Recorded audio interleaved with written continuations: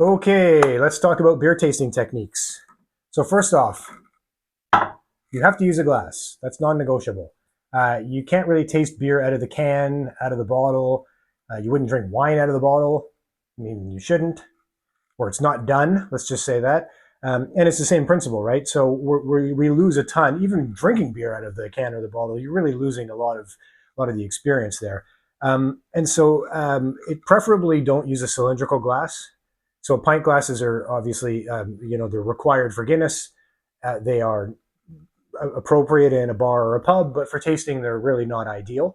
So you want something with a stem, something with a bowl that sort of curves in. The stem allows us to control temperature.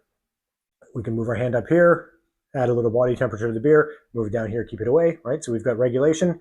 It facilitates swirling for sure.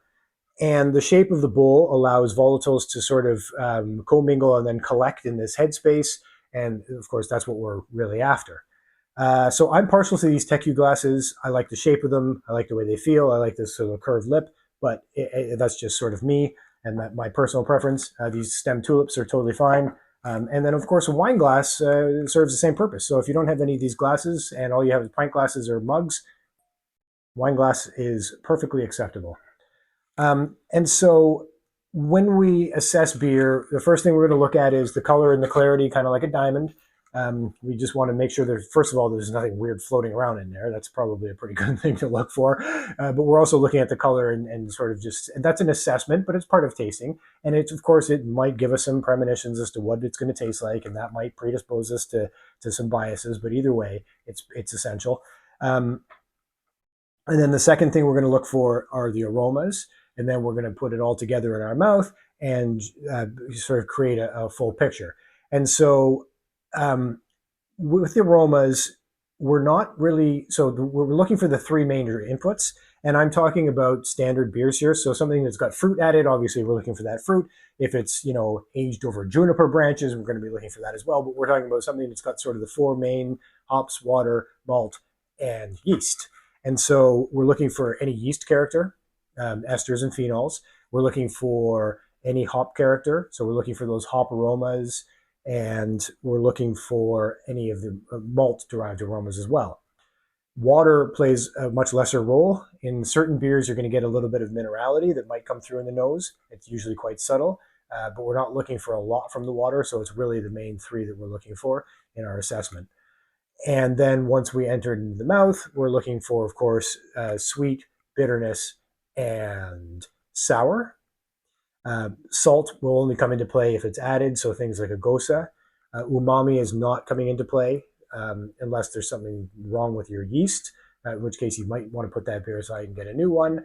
And of course, we're accepting things where, it might be a beer that's brewed with like beets or something funny like that, or mushrooms maybe. So we're even though the world of standard beers is broad, we're going to kind of stay within that for now, and at least for this purpose. And then we're looking, of course, for mouthfeel. We're looking for carbonation. Is it prickly? Is it scrubbing the palate? Is it aggressive? I mean, are they the big bubbles like in soda water, or are they sort of subtle like in sort of a sparkling mineral water? Is it pillowy? Is it creamy? What's the body like? Is it thin? Is it watery? Is it kind of a little bit medium, which is sort of the standard? Is it heavier, like a Bock or something? Is it viscous? Is it chewy? Is there anything funny about it? Is there anything grainy? Is it ropey? Is there any kind of weird textures? And we want to be sort of thinking about all of this stuff at the same time as we're putting this picture together. And then finally, when we swallow, we're going to get that retronasal rush, and then we're going to reassess and put that whole picture together again. A way that I like to look at this as well is once it enters the mouth, is we're looking at sort of like a sound, right? So attack, peak, decay, and sustain. And so the attack is the initial, like what's happening right away, right when I put it in my mouth. And then peak is when everything's coming together and okay, my brain's starting to put together this image. Decay is I've swallowed it, it's starting to sort of dissipate, and sustain is what's really left over at the end. So I mean, you want to call that the aftertaste, and we're looking for that, of course, as well. We're also looking for anything like alcohol warmth, any kind of astringency, any kind of over bitterness, anything that hurts. So hop burn is a real thing. It's most brewers have a good rein on it now, but we're looking for all of those kind of feelings as well. And once again, that's going to put together this entire flavor image, and that gives us our overall assessment. And so I'm sure you're getting sick of me talking and you're staring at this beer and hoping that we can pour some. And that's exactly what we're going to do. So I chose a New England IPA because it's got so much hop aroma that it's just a good sort of, I want to call it a training beer. And that's not way, it's not supposed to be demeaning in any way. It's just, I mean, they're delicious beers. It's the beer everyone loves to hate. I don't know why in the beer world.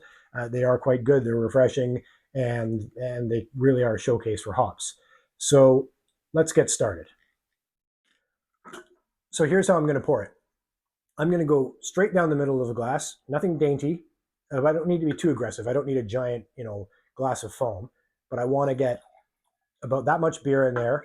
I want to raise enough foam that I'm, releasing some volatiles through the off gassing.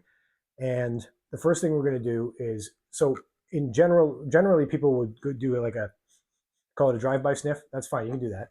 I keep it down here first. I swirl it and uncover it. Swirl it and uncover it. I'm almost breathing normally, but nobody normally breathes like this. Taking deeper inhales, I want I want to try and draw some of these volatiles up and just see what I'm getting.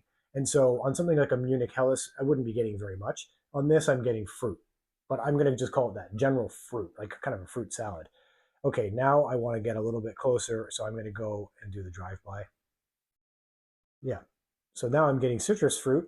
I'm going to call that Five Alive. And by the way, the beer descriptors that's something that we as a community need to work on. Some of them are just so off, it doesn't make sense. And part of your tasting journey really could and should be looking at those descriptors and getting the actual items. So if it says mango, get a mango. Sniff, scratch the peel and smell it. Rip open the flesh, smell it, taste it, assess that against your beer, and see if mango is really the accurate descriptor. And it quite frankly might be. And now, thirdly, I'm going to go in, swirl it, uncover, and I'm going to go right nose in, and then I'm going to take 3 short sniffs. So now I'm getting a lot more. I'm getting what I would call stone fruit, but mostly sort of peach, almost canned peach, really. That tangerine, so that explains the Five Alive. There's a little bit of coconut underlying there, and then there's a slight bit of that resiny hop dankness, but it's really, really subtle. I'm getting nothing from the yeast, which is, that makes sense because it's an American ale yeast and it would be very clean, very few esters, very few phenols, and the malt is really just here to support it. So it's kind of a sweet, sort of grainy malt, not much to it. Let's do this again, but now I'm going to go in and take a really long sniff.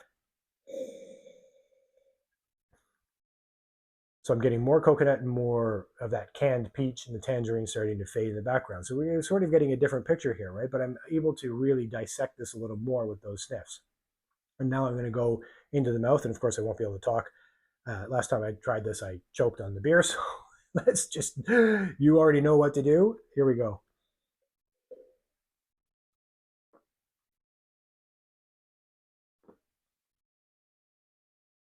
So the initial attack there was sort of a citrusy, fruity, little bit of tartness, and then some bitterness came in. The stone fruit sort of came into play.